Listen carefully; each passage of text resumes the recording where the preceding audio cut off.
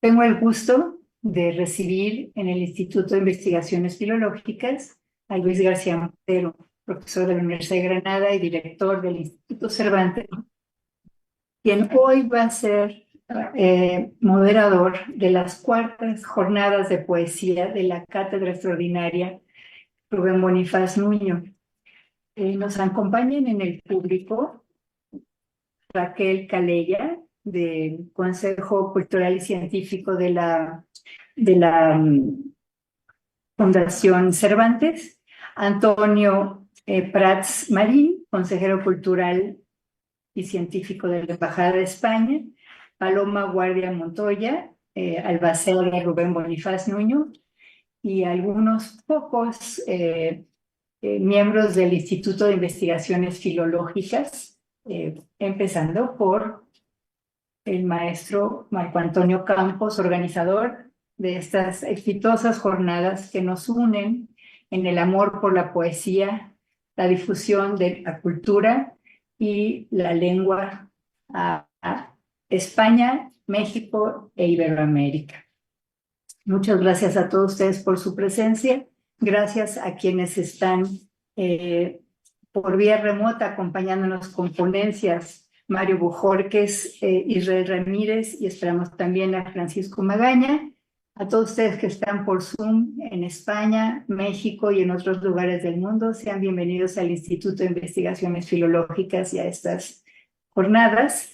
Vuelvo a agradecer, o agradezco tal vez por primera vez en estas palabras, la presencia de Luis García Montero, quien ha sido fundamental para lograr este diálogo entre México y España. Vemos aquí cómo la amistad, en este caso la de Marco Antonio y Luis García Montero, remonta hace todos los problemas, todas las dificultades, todas las distancias, y aquí estamos en estas cuartas jornadas. Muchas gracias.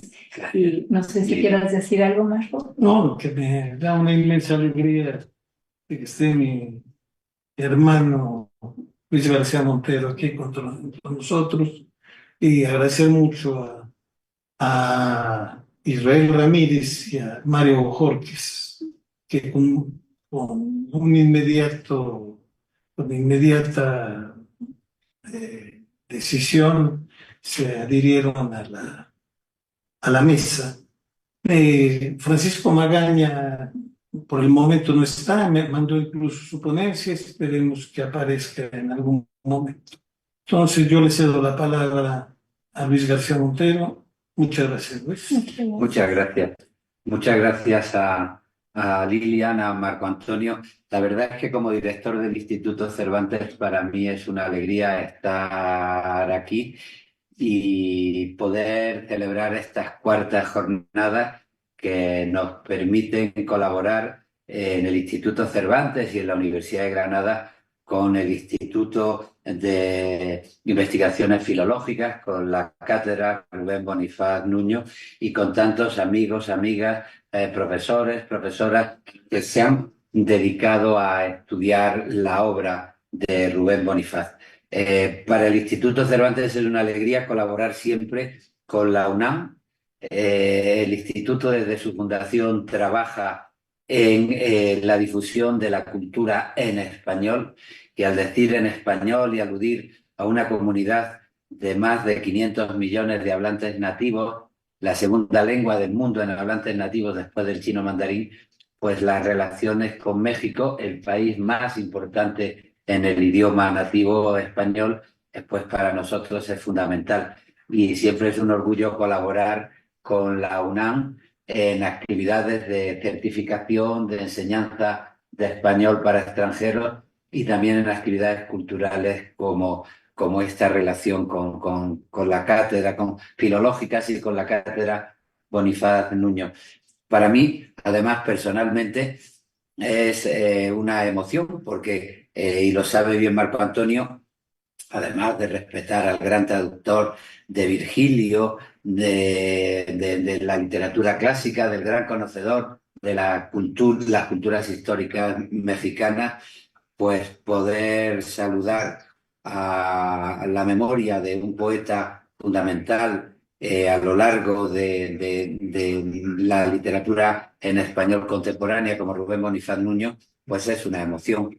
Yo creo que desde la publicación de su primer libro, La muerte del ángel, que si no recuerdo mal ahora fue en 1945, se convirtió en un punto de referencia fundamental y para mí, confieso que la lectura de Los demonios y los días, El manto y la corona y Fuego de pobres, fue una referencia fundamental a la hora de comprender ese diálogo que se da entre la identidad más personal y el compromiso de la sociedad y de la realidad en la que vivimos. De manera que muchas gracias por permitirme estar aquí. La suerte también de algunas actividades y algunos convenios que va a firmar el Instituto Cervantes con la UNAM y la suerte de poder participar también en una jornada para mí muy emocionante en la Cámara de Diputados mañana, pues me ha permitido hoy saludaros desde Filológica, sino desde la sede central del Instituto Cervantes, y eso es una alegría.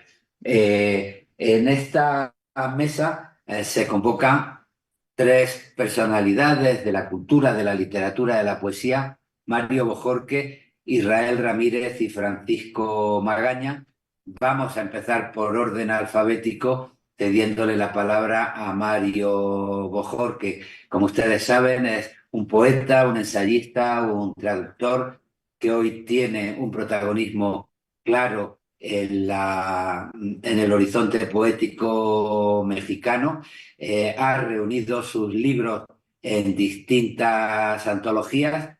La última que he tenido la oportunidad de disfrutar es El fuego es mi nombre exacto, una antología de 2021, y su labor ha sido reconocida con muchos premios, por ejemplo, el Nacional de Poesía Aguascalientes de 2007, el Nacional de Ensayo Literario José Revueltas en 2010. Me produce también una alegría personal citar un reconocimiento que recibió en España, el Premio Alhambra de Poesía Americana, que se da en el Festival Internacional de Poesía de Granada, en España, ya en el año 2012. Y en este sentido, pues tampoco quiero olvidar el reconocimiento que recibió con el Premio Nacional de Letras de Sinaloa en 2023. Y es muy importante no solo su labor como poeta y como animador del mundo poético, sino también como responsable del círculo de poesía, que hoy es una referencia en el mundo de las redes de nuestro idioma. De manera que, Mario, un gusto darte la palabra, darte las gracias por estar con nosotros y te escuchamos tu intervención sobre Rubén Bonifaz Nuño. Gracias, muchas gracias. Gracias, amigos, por esta hermosa reunión en torno de uno de los poetas fundamentales en el siglo, Rubén Bonifaz Nuño. Yo he preparado un trabajo que se llama Quinta sílaba, la rúbrica acentual en Rubén Bonifaz Nuño, y esencialmente tratará sobre el libro Los demonios y los días. Así he recordado de sueño. De este modo comienza el desolado libro Los demonios y los días de Rubén Bonifaz Nuño, publicado en 1956. Recordar del sueño es quizá una variación desusada del acordar portugués, despertar de un sueño. En este uso lo consigna el Corominas desde el Cid, la Celestina o el Quijote, pero sin duda el ejemplo más puntual sea: recuerde el alma dormida, avive el seso y despierte contemplando cómo se pasa la vida, cómo viene la muerte, tan callando, Jorge Manríquez. Hoy, al despertar temprano para escribir este texto, miré al perro muy cerca. Era un perro joven, hermoso, de pelaje negro, y recordé, en este doble sentido de la palabra, mirando las sábanas de mi cama sin reconocer dónde ni en qué paredes comenzaba el día, el primer poema de este libro. Supe entonces que la presencia del perro indicaba el camino por donde comenzar el comentario, y sonreí sabiendo que ese perro latía adentro de mí seguramente.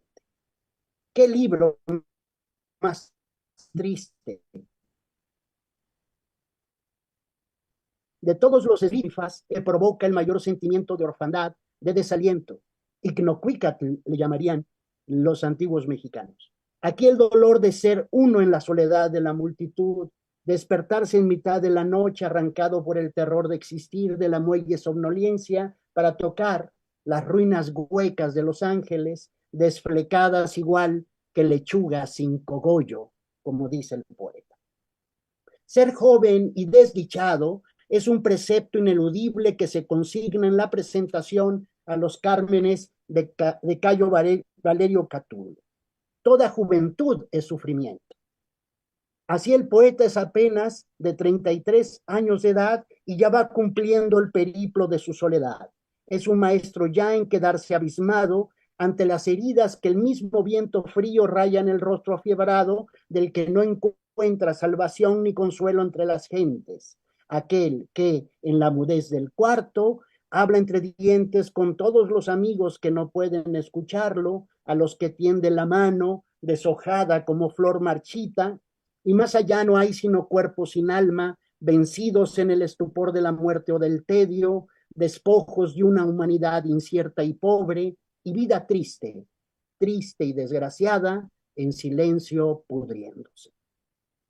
Porque ya nada limpio queda, ni aun el amor que se construye desde una gramática insuficiente, donde los pronombres personales de yo, tú, él, no alcanzan en un nosotros para arrancarnos la sarna de una soledad perniciosa. Pero yo estoy solo, y está sola, y él está calladamente solo. Porque el amor no existe más. Si alguien preguntara, no se podría constatar su existencia. Lo he leído, pienso, lo imagino. Existió el amor en otro tiempo, será sin valor mi testimonio. En un tiempo pasado, la amada fue el resplandor, el fuego luminoso de toda palabra ígnea, el inflamado cielo de nuestra redención instantánea, y las palabras encendidas dieron cuenta de la belleza radiante y concreta, pero hoy ya es tarde, mi amada se ha puesto fea, se desvencijaron las hermosas palabras. Y en estas circunstancias, lo mejor es decir adiós a Garcilaso de la Vega, porque hasta la misma ciudad que se estira con violencia llenando todos los vacíos, pero si a este muchacho acongojado le contáramos que los 3 millones de almas enfermas que trata de visualizar en 1956 son más de 20 millones ahora en la nata de un cielo de ozono, y que son 5 millones los coches sonoros diariamente circulando en la contingencia ambiental, si todo esto se lo pudiéramos decir, podría quizá todavía sentir algún consuelo en aquella hermosa ciudad que recorría, aquella ciudad que fue del canto. Compuesto por 42 poemas marcados en arábigo y 5 en romano entreverados, el largo poema es el retrato de un tiempo ruin, donde la miseria alcanza para todos, estudiantes y camareros, prostitutas y campesinos, todos sirven, dan un servicio a los demás. El propio poeta tiene el oficio de aprender a cantar. Yo junto palabras justas en ritmos distintos, nos dice. Aún aquellos que están despiertos en mitad del sopor sofocante son convocados, artesanos, pintores, astrónomos, marineros, los convoca y les dice, es trabajo nuestro el de arreglar algunas cosas. Por eso el propio poeta se siente fuera de foco a la hora del baile, del cha-cha-cha. Aparecen entonces el marrano y la lagartija, el cocodrilo, el chivo y la gallina, el estudiante y la niña estrupada por radio. Y los personajes que ensordecen cualquier razonamiento conducen a las hordas de desamparados hacia su perdición. El desarrapado, el enredador, el bellaco, el expulsado, el macaco, el chapucero, todos ellos llaman a los contingentes de mezquina pureza, de vaciedad inhóspita, con magnavoces que los convocan a su propia inmolación. Estos poemas marcados por números romanos son el contracanto, la forma inesperada de quebrar con sorna el tétrico espectáculo, la sordidez de hielo que deja ateridos los corazones de las multitudes deshiladas en el relajo. Cha, cha, cha, que hierva el ruido, bailemos, siga el vacilón. La dimensión personal y subjetiva en la muerte del ángel e imágenes, donde se busca una estetización de la amada, la mujer simplemente evocada con diversos nombres y puesta por encima del mundo, Mariana, Bettina, Eloísa, Eurídice, Teresa, Julia, Georgette, todas ellas bajo el signo de Rilke, que son el vaso de perfección devocional, tema y emblema del decir poético, se alejan, tanto que se alejan que se quedan desterradas de esta visión. La propia amada se difumina o se pone fea adrede, o es solo ya un concepto frío e incomprensible y aún más intolerable. Las mujeres bellísimas flotan como larvas entre las sábanas sucias y algún tendero anónimo las toma como criadas. Las que antes fueron en los sonetos de imágenes esbelta flor brillante, flor inmóvil perfecta o rosa repentina, quedan conjuradas aquí y como sal vertida en el quicio de la puerta, como piedra imán en los rincones, abren paso a un canto que quiere dialogar con el otro, con las gentes, aquella colectividad que comparte la ciudad cantada y que tiene un oficio y un sueldo de miseria y un rencor ingénito y un tedio de seguir. Muchos son los poemas y los fragmentos de este libro que se quedan resonando en la estremecida memoria del lector, pero son 4 o 5 poemas a mi juicio los que se han quedado para siempre tatuados en la inequívoca tradición de la poesía mexicana en la segunda mitad del siglo XX. Cha-cha-cha bailemos, para los que llegan a las fiestas, qué fácil sería para esta mosca, y cuál es la mujer que recordamos. Sin embargo, además evoco aquí un singular poema que Eduardo Lizalde leyó en el homenaje para Rubén Bonifaz del 4 de abril de 2013 en la sala Nezahualcóyotl junto a Juan Gelman y Vicente Quirarte. Dice Lizalde que a los 33 años, apenas 6 más que los de su generación, Bonifaz había alcanzado tal maestría en la escritura de los poemas imposible de alcanzar y ni siquiera imaginar entre los poetas de entonces y que le hubiera gustado leer el día de su sepelio. Es el número 37 y comienza diciendo, todas las mañanas, cada día, antes de salir, al rasurarnos, que es un poema muy triste donde Rubén cuenta de la persona que habrá de vestirnos por última vez antes de meternos al cajón. Me emociona leer en su tablero de divagaciones que mi maestro Eduardo Lizalde reconoce en el poeta de los demonios y los días y el manto y la corona al bienhechor al hijo, como lo descifra en su ficha onomástica el poeta Mario Calderón. Rubén hebreo de Ra, ver, y Ben, hijo, hijo de. Bonifaz, latín Bonifacius, de bonum facio, hacer el bien, que da al final un significado posible, el bienhechor al hijo. Dice Eduardo Lizalde de su poesía, entre los incontables asombros que depara la lectura de la ya enorme obra poética de Rubén Bonifaz Nuño, que a mí personalmente me marcó y me hizo cambiar el errático andar literario desde los años 50, está el hecho, creo que menos evidente de lo que parece, de su irrepetible ritmo verbal aunado al variadísimo lenguaje de un habla libérrima. Y agrega, brilla en Bonifaz, sobre todo a partir de su magnífico libro Los demonios y los días, y también con mayor claridad en El manto y la corona, una capacidad desusada para imprimir a la propia poesía un acento enérgico, sin caer nunca en la más lejana imitación de la más próxima e influyente poesía contemporánea, y sin restar al verso la facilidad, la naturalidad y la grandeza del más clásico decoro formal. He tenido oportunidad de estudiar con atención por muchos años el Tigre en la casa de Eduardo Lizalde, del cual he publicado unas 7 ediciones en diversos países, y puedo reconocer leyendo Los demonios y los días lo mucho que la poesía de Eduardo Lizalde, y en especial en ese libro, le debe a la dicción de Rubén Bonifaz. La poesía es una forma enrarecida del lenguaje. Se comete adulterando el habla ordinaria en varios niveles, al menos en lo que los griegos llamaron melopea, logopea y fanopea. Para el caso de la obra de Rubén Bonifaz, ya se cuenta afortunadamente con estudios abarcadores y profundos de los libros publicados y de las derivaciones específicas en cada uno de los asuntos formales, ya desde la ciencia literaria, así como desde la crítica impresionista y subjetiva en reseñas, recados y ensayos de variada extensión, Está, por ejemplo, el completo estudio de la poesía como destino, que acompaña la obra completa publicada por el Fondo de Cultura Económica, emprendido por nuestro querido poeta Luis García Montero, quien amablemente hoy modera estos trabajos. El de Sandro Cohen, recordado maestro y tutor que fue de mi primera beca literaria otorgada por el INBA, cuando yo apenas ajustaba 22 o 23 años, y que hace un repaso por los modelos estróficos y de versificación que el poeta Bonifaz desarrolló en cada uno de sus títulos. Los de Bodio Escalante y de Marco Antonio Campos, que fueron los primeros que echaron revista desde muy temprano a los poemas recogidos en De otro modo lo mismo, con valoraciones sociológicas de gran interés para mí en Escalante, por lo que respecta a los demonios y los días, y de mirada total en la construcción de una obra con el mirar atinado y acompasado de Antonio Campos. De él también tenemos la reveladora entrevista y otros ensayos y reseñas a libros específicos. También estudios de Frank Duster y las anotaciones de Elena Bernstein al respecto del repertorio retórico. El prólogo, el florido sentir y el honor del peligro, dos hermosos libros en los que tuve oportunidad de intervenir para su publicación.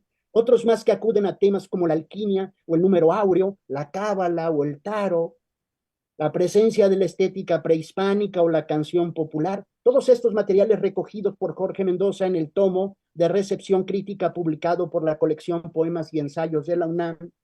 A mí me gustaría ver un trabajo sobre el lenguaje de la calle asimilado a esta poesía, usos del habla, inflexiones y deflexiones integradoras del habla mexicana, tal lo que alcanzamos a vislumbrar en, por ejemplo, Albur de Amor, otro magnífico título de nuestro autor, y también un estudio a lo Henri Mechonic en el plano de los ritmos acentuales. Me refiero a descifrar las claves de su alma por los sonidos que construye.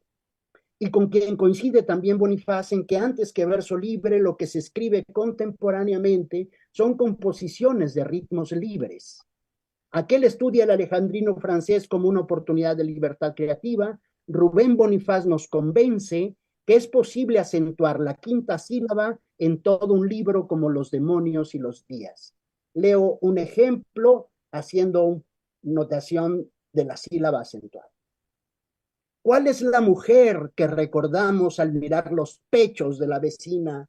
¿De camión a quién espera el hueco lugar que está al lado nuestro en el cine? ¿A quién pertenece el oído que oirá la palabra más escondida que somos? ¿De quién es la cabeza que a nuestro costado nace entre sueños? Hay veces que ya no puedo con tanta tristeza y entonces te recuerdo. Pero no eres tú. Nacieron cansados nuestro largo amor y nuestros breves amores, los 4 besos y las 4 citas que tuvimos. Estamos tristes. Juntos inventamos un concierto para desventura y orquesta y fuimos a escuchar los serios, solemnes, y nada entendimos. Estamos solos. Tú nunca sabrás, estoy cierto, que escribí estos versos para ti sola, pero en ti pensé al hacerlos, son tuyos. Ustedes perdonen, por un momento olvidé con quién estaba hablando y no sentí el golpe de mi ventana al cerrarse, estaba en otra parte. Imaginemos 80 páginas con este mismo acento impecablemente dispuesto. Me decidí en estos breves minutos por hablar de este libro y de este periodo creativo en particular que es posterior a Imágenes y que concluye con El manto y la corona, porque creo que es el momento cenital del primer Bonifaz. En su poética ya anticipa el uso del acento singular. No siempre en las A, las del italiano verso cristalli, no vuelve sonoro el endecasé, la voz, ¿no?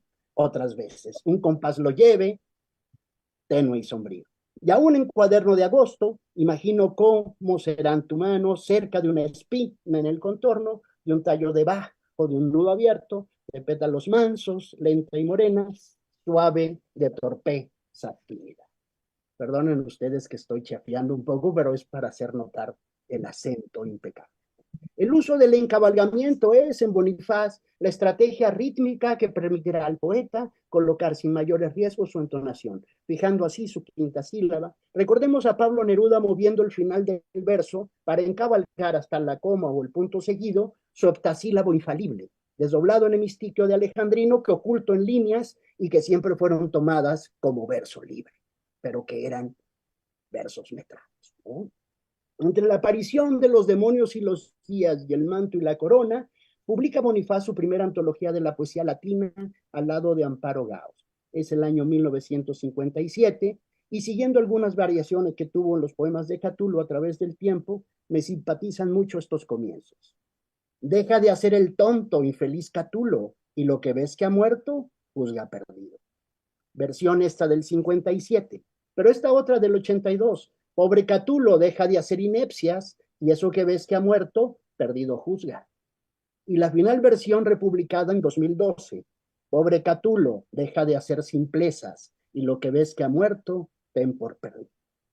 Y también por recordar aquí los finales de su versión apropiada de Safo.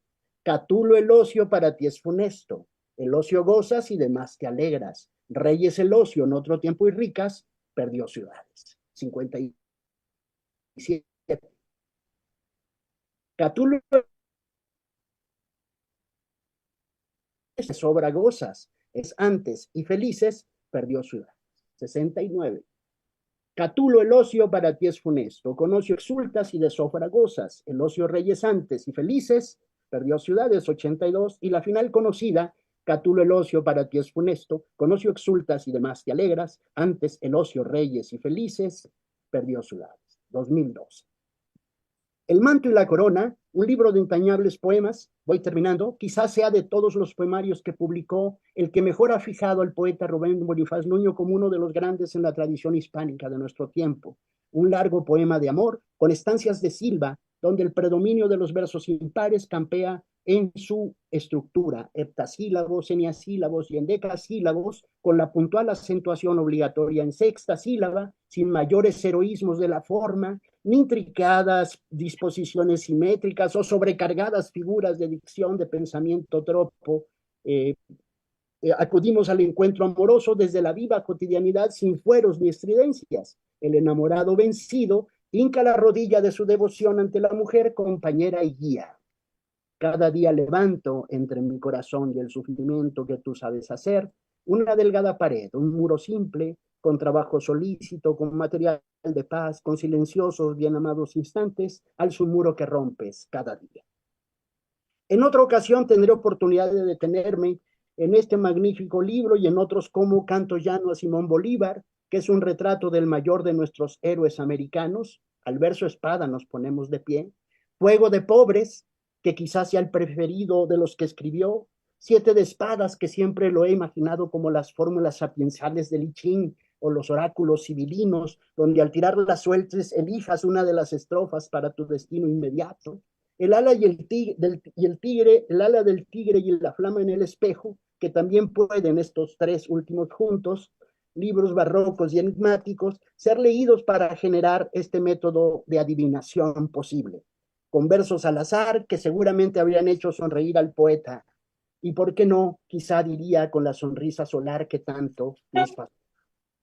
Tres poemas de antes, Haz de Oros, Albur de Amor, El Corazón de la Espiral, Del Templo de su Cuerpo, Trovas del Mar Unido y Calacas, son los libros de poemas que dio a la publicación y que fueron reunidos en su tomo Versos e individualmente los últimos dos. Yo agregaría, aunque tenidos por prosa, los discursos ante la Academia de la Lengua y respondido el primero por Agustín Yáñez y el del Colegio Nacional respondido por don Miguel León Portilla. Las páginas del prólogo de las Metamorfosis de Ovidio, poesía, a mí me parece eso verdadera poesía, y estas líneas del prólogo a su antología de la lírica griega, donde aparece su versión del poema de Safo. Dos amenazas penden inexorables sobre la cabeza del hombre, la de la vejez y la de la muerte. La primera se mira de modo indudable como la más temible. La muerte, si se gana con honra, luchando en las primeras filas, es en gran manera codiciable. En cambio, la vejez padece por sí misma, incluso en los mejores casos, una semilla de humillación. La vejez transforma al hombre en malo y en feo. Lo hace por eso irremisiblemente indigno de amor.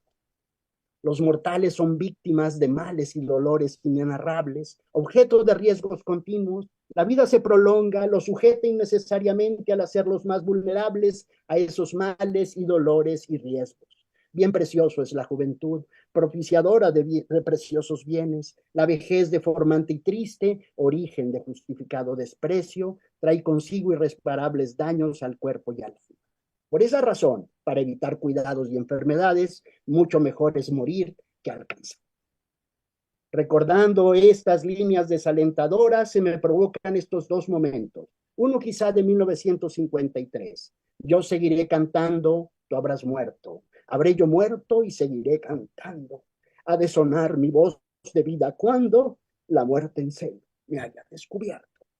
Y el otro, 50 años después, 2003. En tu frente de azúcar llevas un letrero, mi nombre. Miro la firma del poeta en mi ejemplar del dolorido sentir y es una hermosa cara. Rubén Bonifaz se despide de su lector como si su libro, Los demonios y los días, fuera una carta a un amigo a quien le tiende la mano. Escribí al principio, tiendo la mano, espero que alguno lo comprenda. Gracias, gracias. Muchísimas gracias, Mario. Muchas gracias por tu reflexión sobre la poesía de Bonifaz Nuño, tu visión general sobre ella, a partir sobre todo de la atención a los demonios y los días y a esa necesidad de asumir un reto ante una gramática que a veces nos resulta insuficiente para construir en nosotros y para hablar del amor y el compromiso de construirlo. Y me quedo con ese verso maravilloso frente a todos los fatalistas: ya es trabajo nuestro arreglar algunas cosas. Escribir poemas desde el lenguaje, pero también desde la esperanza y desde el reconocimiento de los límites, es un trabajo nuestro con el deseo de arreglar algunas cosas. Así que muchísimas gracias. Vamos a ir viendo perspectivas sobre la poesía de nuestro poeta desde miradas distintas. Marco Antonio Campos, al hablar de Rubén Bonifaz, pues decía que su poesía, su canto, era una geometría de los sueños y el sueño de una geometría. Y la verdad es que el diálogo de distintas perspectivas que tienen que ver con el diálogo cultural de unas tradiciones y otras, pero también de ese diálogo entre lo que se puede compartir y la experiencia personal, pues es una buena manera de convocarnos para hablar de la poesía de Rubén Bonifaz Nuño. Y siguiendo el orden que hemos establecido, que es el orden de los apellidos y el orden alfabético, es también un placer darle la palabra a Francisco Magaña, referente como poeta, como pintor, como editor de las ediciones Monte Carmelo. Su trabajo ha sido reconocido desde hace mucho tiempo. En 1999 se le otorgó el Premio Nacional de Poesía Carlos Pellicer. También recibió el Premio Tabasco de Poesía José Carlos Becerra en el 2001, el Premio Internacional de Poesía Jaime Samínez también en 2001.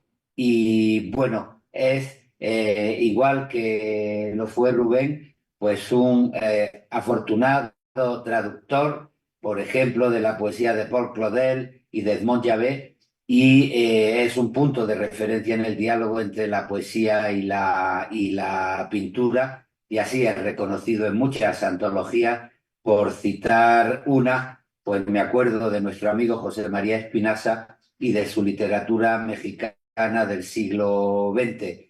Él en 2023 expuso esquemas para una ola tropical en Gabo Libro y es un punto de referencia fundamental para comprender el sentido de su trabajo.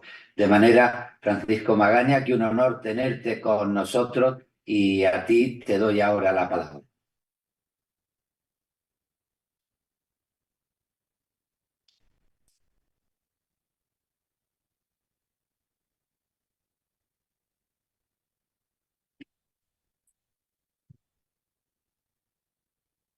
Estaba presente, yo no sé.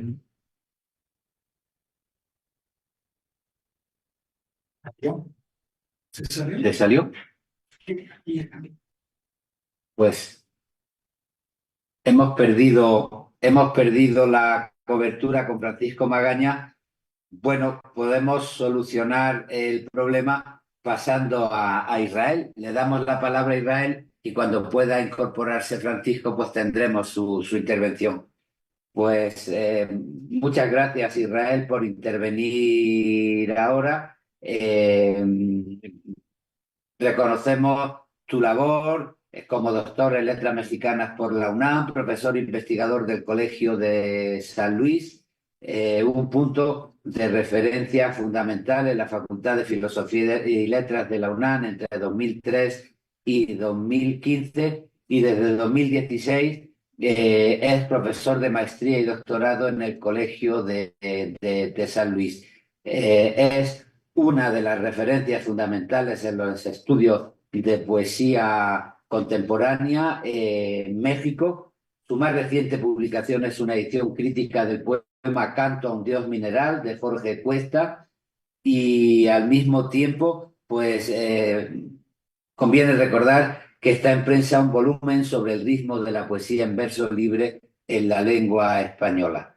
Miembro fundador del Seminario de Investigación en Poesía Mexicana Contemporánea, dirige también el Fondo Digital Ramón López Velarde, que es un proyecto dedicado al rescate y preservación bibliográfica de la obra crítica y de la investigación que se ha publicado en torno a la obra del maestro de Zacatecas. De manera que, Israel, muchas gracias por estar con nosotros y tienes ahora la palabra. Muchas gracias, estimado maestro. Buenas tardes a todos, a todas. Agradezco la invitación para participar también, como lo ha dicho Mario, en esta jornada de celebración. Además del placer y del honor, pues evidentemente hay aquí un aspecto también personal, ¿no? En el sentido de que pocas veces uno tiene la oportunidad de hablar sobre no solamente un gran poeta, sino también una de las obras que más nos tocan, así como vi muy emocionado a Mario, ¿no? En la lectura de su texto. Eh, la obra, la escritura de Rubén Bonifaz Núñez, para mí también una de las máximas muestras de la lírica en México.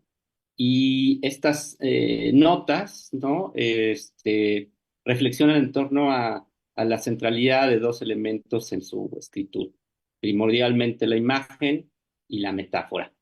Voy a iniciar el texto se llama Metáfora e Imagen en la poesía de Rubén Bonifaz Nuño y quisiera también aprovechar para dedicar estas pequeñas notas a Paloma Guardia con mucho cariño. Número 1. La tradición encubierta. Toda lectura es fruto de una deuda y estas notas lo son en doble medida de la obra de Rubén Bonifaz Nuño, por supuesto, y en segundo lugar, de la generosa invitación que nos hace Marco Antonio Campos a regresar a un poeta que más que una isla del tesoro es todo un continente por explorar. Supe de Bonifaz Nuño por boca de una amiga que nos leyó en las islas de la UNAM, en voz alta, su poema Para los que llegan a las fiestas, allá en el año de 1997. Y desde entonces me intrigó de manera particular la voz de alguien que exhibía una maestría formal, hasta entonces desconocida por mí, pero que no se apenaba por hablar de temas aparentemente cotidianos. Lo llano en él no es posible, porque lo cotidiano y lo directo que hay en su poesía nunca es plenamente prosaico, narrativo, antipoético o meramente comunicativo. En la poesía de Rubén Bonifaz Nuño hay un sentido de perfección, de cercanía que conecta la palabra hablada con el verso, más allá de su filiación con las poéticas coloquialistas y confesionales. Me refiero a las poéticas, por supuesto, latinoamericanas de mediados del siglo XX, ¿no?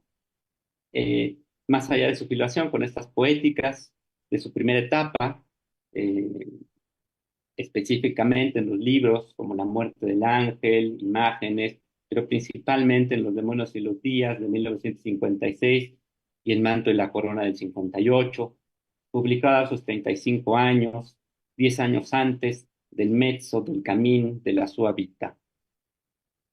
Para 1961, con la publicación de Fuego de Pobres, a la edad de 38, tenemos ya a un poeta maduro y pleno que explora otros registros.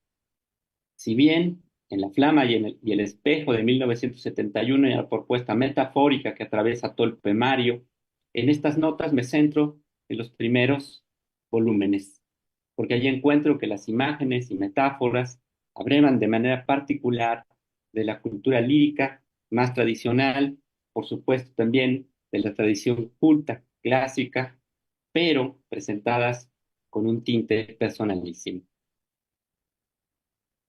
Ahora bien, decir perfección para referirme a la obra poética del veracruzano quizás sea poca cosa o grosería de quien generaliza por evitar el destello, el trabajo y el placer de la lectura.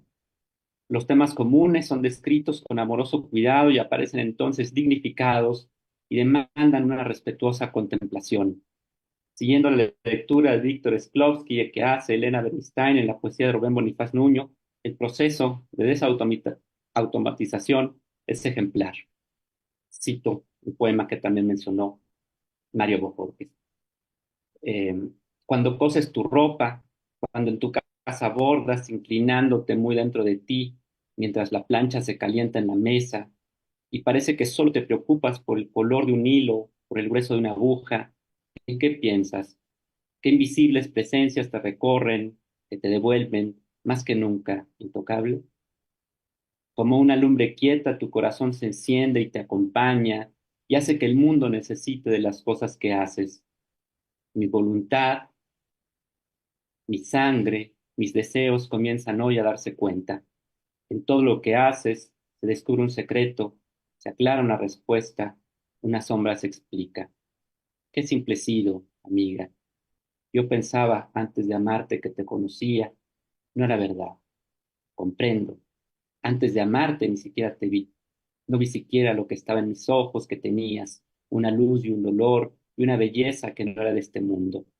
Y porque lo comprendo, porque sufro, porque estoy solo y vives dócilmente, hoy aprendo a mirarte, a estar contigo, a saber deslumbrarme, crédulo, humilde, abierto, ante el milagro de mirarte subir una escalera o cruzar una calle. La imagen inicial del poema, donde una mujer, no joven, ni necesariamente guapa o feliz, es sorprendente. Eh, Bastaría, de estos trabajos posibles, ¿no? Me gustaría que enumeraba Mario, ¿no? Un trabajo posible es, creo, igualmente en la misma línea que él empieza, un libro sobre los arranques y los inicios de los poemas de Rubén Bonifaz Nuño, ¿no? Así como también el propio Mario empezó a hablar del primer poema, del arranque del libro, ¿no? Esta imagen inicial me parece sorprendente para mí. No deja de ser un poema de amor, pero la destinataria no es la joven idolatrada o risueña que peina sus cabellos dorados, sino es la que piensa. Pero tampoco es la que piensa mientras lee o contempla, sino la que es ama de casa y cose. A esto me refiero cuando apunto que los procesos metafóricos o las imágenes poéticas en Rubén Bonifaz Nuño no solo se nutren de la tradición clásica o prehispánica, sino de un agudo sentido de la observación de la naturaleza humana en el contexto mexicano de medio siglo en el que le toca vivir. La imagen aquí está limpia de lustre erudito, pero no por ello deja de ser menos poderosa o bella. En ese cuadro entre costumbrista y de un realismo social germina la poesía. La mujer que se inclina para gozar la vista y no perder la puntada de un verso a otro, se inclina tan dentro de sí misma que el tiempo se detiene mientras la plancha se calienta. Y la sabemos ensimismada y pensativa. Acostumbrados a la retórica literaria, en estos libros Rubén Bonifaz Nuño acerca la metáfora a los registros de la cultura popular, aunque sin perder las raíces líricas clásicas. Ya no era del año la estación florida de las soledades de Góngora, pero tampoco es la hermandad de paz. Soy hombre, dice paz, soy hombre, duro poco y es enorme la noche, pero miro hacia arriba, las estrellas escriben, sin entender comprendo, también soy escritura y en este mismo instante alguien me deletrea. Ese rasgo particularmente humano en algunos de los poemas de paz, ¿no? También hay que decirlo, muchas veces se proyecta hacia elementos trascendentales, en este caso la altura, ¿no? La noche, las estrellas, la escritura. En Bonifaz no, siempre se explota, ¿no? Con gran fuerza lo terrestre, lo terrenal, lo cotidiano.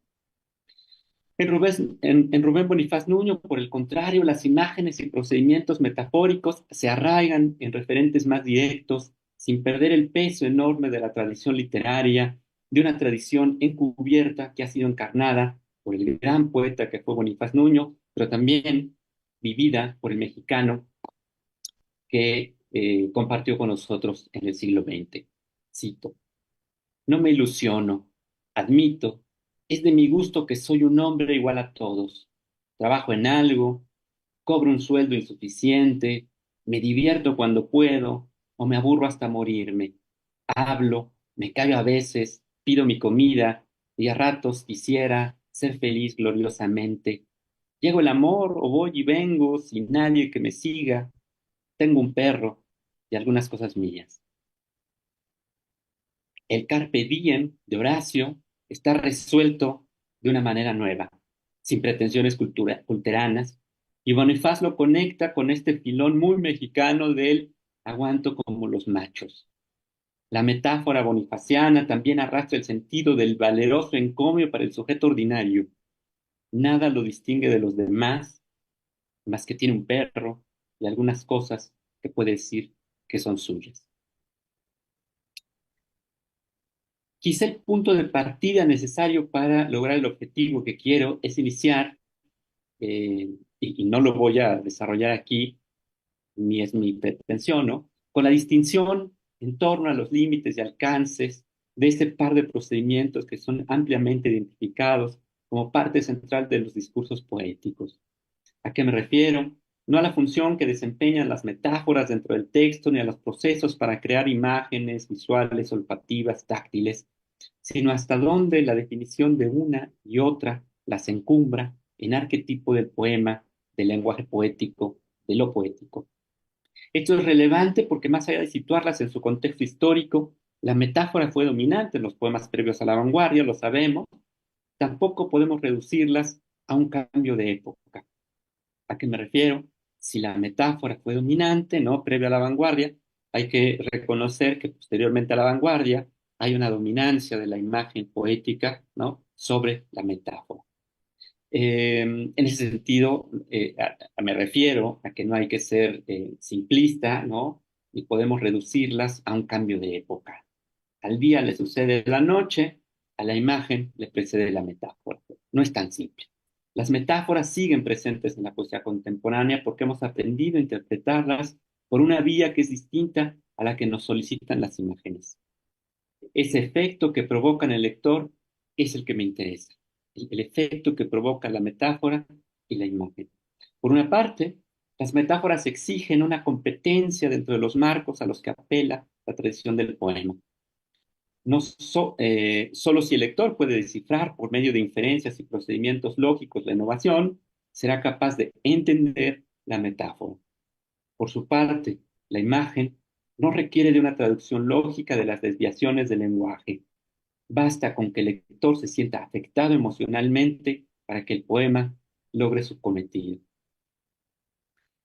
Para la correcta interpretación de la metáfora se requiere un tipo de lector cuyas competencias sean cercanas a las que demanda el poeta, ¿no? Hay un lector implícito en los poemas cuando el escritor, el poeta, plasma una metáfora y aspira a que justamente ese lector logre descifrarla, ¿no? La particularidad de la metáfora es que no puede ser decodificada por un lector pasivo ni por un bienintencionado indeciso. La metáfora requiere de un proceso de traducción del término presente en el texto por ese otro que se halla ausente pero que no puede ser cualquiera, sino uno preciso y único. De ahí que implique un procesamiento controlado. En el ejemplo citado, Bonifaz Nuño asimila la tradición del carpe diem, pero su poema no depende del reconocimiento del tópico horaciano para convocar la belleza ni transmitir ese golpe emocional y afectivo en el lector del duro poco y me duele, pero mejor hay que tomar la vida en nuestras manos. Es impresionante cómo Bonifaz Nuño logra insertar en una tradición, podríamos decirlo, no presuntuosa, ¿no? El tópico del carpe diem ante lectores que a lo mejor ni siquiera lo reconocen, pero que justamente, ¿no? Son afectados por él. Lo mismo ocurre con la metáfora del corazón como lumbre quieta en el poema que antes había citado, ese poema de Cuando coses tu ropa. Ahorita regresaré, lo citaré nuevamente, ¿no?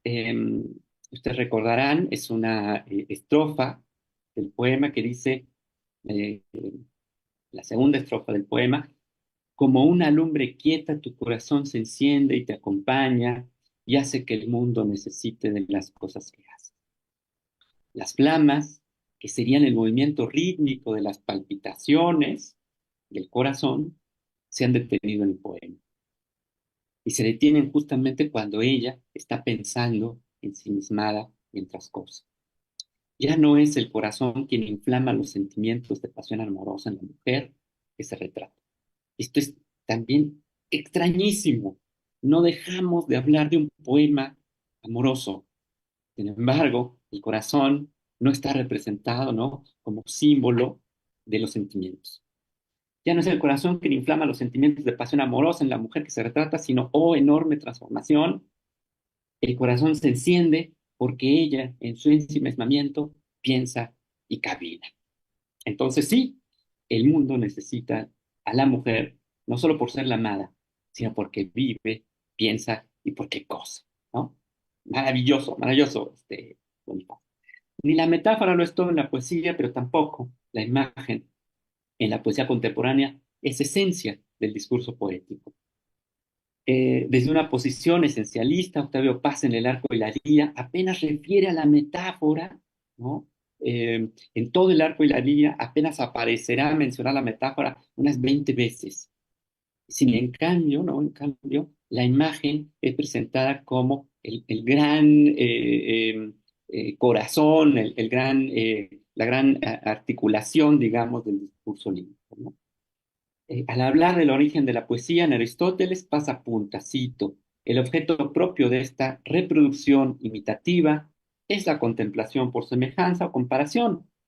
La metáfora es el principal instrumento de la poesía, ya que por medio de la imagen, que acerca y hace semejantes a los objetos distantes o opuestos, el poeta puede decir que esto se ha parecido a aquello, ¿no? Entonces, Octavio Paz parece decirnos, cierto, ¿no? Estos procesos de imitación, de contemplación y de semejanza se dan por la metáfora, pero solo es, por así decirlo, la imagen quien los hace posible. Si entendemos, siguiendo a Pound, que la imagen es lo que representa un complejo sitio intelectual y emocional en un instante de tiempo, ¿no? Que, sigo con Pound, la representación de tal complejo es lo que da de manera instantánea una sensación de súbita liberación, una sensación de libertad de los límites del tiempo y los límites del espacio, la sensación de repentino crecimiento que experimentamos en presencia de las grandes obras de arte, ¿no? Hay que pensar entonces que ese efecto particular, ese complejo intelectual y emocional al que Pound le llama imagen, me parece que está perfectamente ejemplificado en la escritura de Bonifaz. Imagen y metáfora se intensifican en la poesía del veracruzano, más allá de la idea de tropo como sustitución de un término, ¿no? Que es este elemento con el que solíamos designar, ¿no? Y definir a la metáfora, la sustitución de un término por otro. De la mano de Paul Ricoeur, asumo en Bonifaz, la metáfora tiene un desarrollo en la frase y lo mismo sucede con la imagen. Tenemos poemas donde no solamente hay imágenes, ¿no? Sino poemas que son una imagen, casi podríamos decir completa. Esto puede encontrarlo en otro de los poemas ya referidos, el poema para los que llegan a las fiestas. Poema que nace de una experiencia personal cuando Bonifaz lo dejan fuera de un concierto de Stokowski en el Palacio de Bellas Artes, con su traje negro, viejo y feo, dice él, ¿no? En sus palabras, todo lo que está en los demonios y los días está basado en experiencias mías, con el sentido comprensible para todos los y subrayo esto, con el sentido comprensible para todos los de mi clase social, mi clase espiritual, ¿no? Hermosa forma de hacer semejante a la clase social, ¿no? Y también a la clase espiritual en su poesía. Para los que llegan a las fiestas, ávidos de tiernas compañías, encuentran parejas impenetrables y hermosas muchachas solas que dan miedo, pues uno no sabe bailar y es triste. Los que se arrinconan con un vaso de aguardiente oscuro y melancólico y odian hasta el fondo su miseria, la envidia que sienten, los deseos. Y terminará diciendo, para los que quieren mover el mundo con su corazón solitario, los que por las calles se fatigan caminando, claros de pensamientos, para los que pisan sus fracasos y siguen, para los que sufren a conciencia, porque no serán consolados, los que no tendrán, los que no pueden escucharme, para los que están armados, escribe, ¿no? Eh, ¿Para quién? ¿Para quién escribe estas metáforas y estas imágenes? Bonifaz Nuño. Lo anterior nos puede servir como preámbulo de unas apresuradas conclusiones con relación a la presencia de la metáfora y la imagen y también sus diferencias. El aspecto emocional y sensitivo de las imágenes propicia una libertad restringida, pero al final más libre que la interpretación de la metáfora. Eh, ¿A qué me refiero? Que justamente la imagen, al ser sí un complejo intelectual, pero en mayor medida, como dice Pam desde el principio, afecta a las emociones y a los sentidos, evidentemente ahí tenemos un grado de libertad en la interpretación de poesía que casa muy bien con el discurso lírico contemporáneo, ¿no? La metáfora más apegada en ese sentido a un proceso a lo mejor de traducción, ¿no? Donde hay que descifrar justamente cuál es el término que está elidido, pues eso no ocurre con la imagen. La imagen es un golpe de vista emocional, un golpe de vista sensorial, ¿no? Y en ese sentido, claro que casa muy bien con los dos objetivos que busca Rubén, ¿no? Por una parte, afectar al sentido, ¿no? A la emoción, en un golpe poderoso, instantáneo, pero también al mismo tiempo motivar a esa reflexión profunda a partir de las palabras, a partir de lo que está justamente enunciando en los poemas, que van más allá solamente de hablar de un hombre que contempla una mujer que cosa, ¿no? Em, la configuración eh, al mismo tiempo, la configuración del lenguaje en la imagen es más cercana al discurso directo, ¿no? De ahí que el lector promedio no se siente intimidado por un halo de prestigio y siglos de tradición. Es cierto que las imágenes vanguardistas, por ejemplo, son igual de complejas que las imágenes, pero lo son por su fuerte carga referencial al arte o los acontecimientos de su momento. La metáfora te entrena en seguir pistas, en entender códigos y resolver enigmas culturales.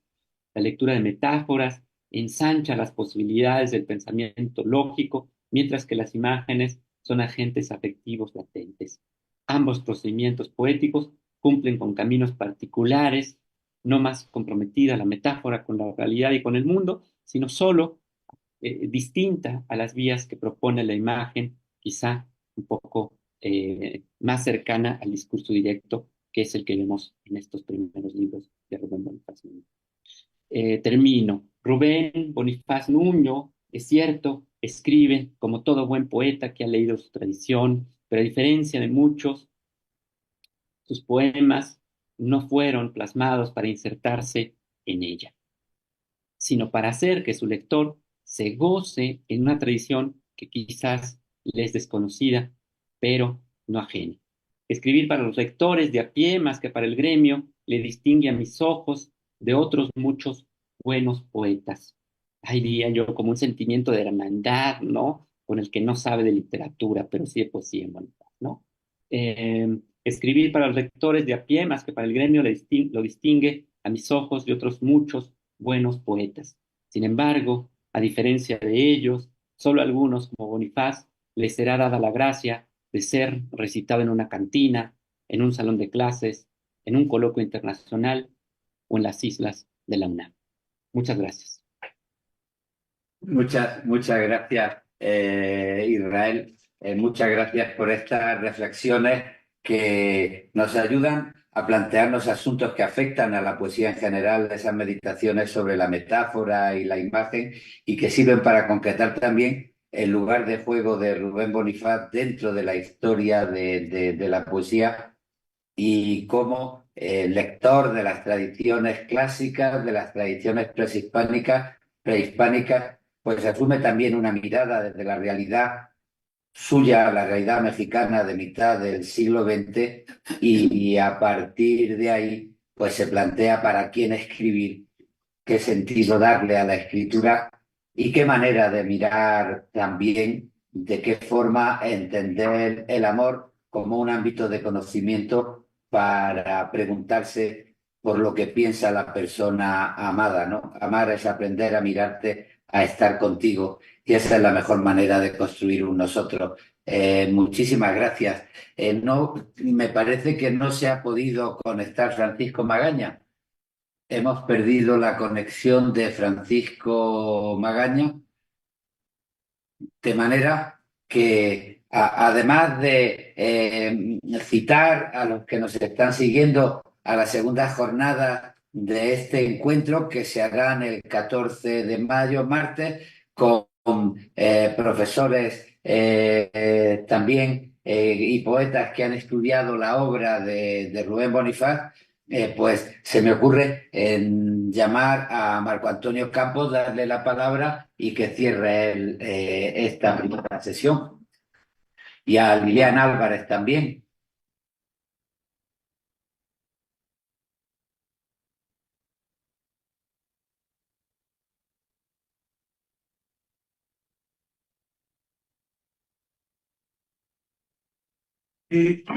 Quisiera agradecer a los participantes sus agudas, sus inteligentes intervenciones. Mario tuvo una perspectiva nueva de la lectura de Bonifaz, asimismo muy meticulosa, la parte técnica y a la vez emotiva que hizo Israel Ramírez. Lamento que no haya aparecido nuestro amigo Francisco Magaña, de quien tenía yo el texto, me lo había mandado incluso, tal vez un problema técnico.